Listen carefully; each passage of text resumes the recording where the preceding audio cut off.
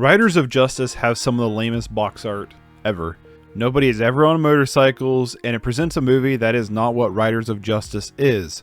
Riders is a much more character-driven drama revenge tale that has explosive moments of action rather than a full-throttle action ride. Directed by Anders Thomas Jensen and stars Mikkelsen as Markus, a military man who returns home after a subway incident kills his wife. His daughter was also on the train, so him and her both have to figure out how to deal with their loss. Both of them deal with it in very different ways.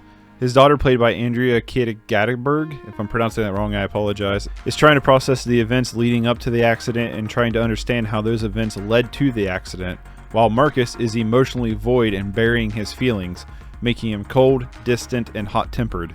One night a man named Otto and Lenhart show up at Marcus's house as they believe the train accident was no accident. Otto was on the train as well, and he actually gave up his seat for Marcus's wife to sit down, and he's trying to process this traumatic experience since he feels deeply guilty for insisting that Marcus' wife takes his seat. She would have probably survived otherwise. They enlist the help of Enthalmer after they believe a large biker gang was involved to silence the witness that was on the train. This is one of those movies that balances a lot of tones really well. You get the dark, dramatic moments that really grip you in.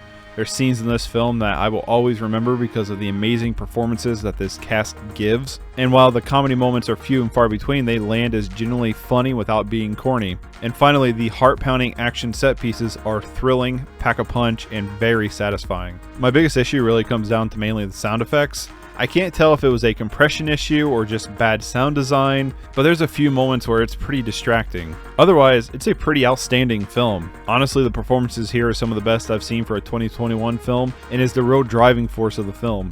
Visually, the film is pretty solid. It has some great lighting, it has some great coloring to help complement the tone. This was one I went in mainly wanting to see because of Mads, but fell in love with the cast and their performances, and I can't recommend this one enough.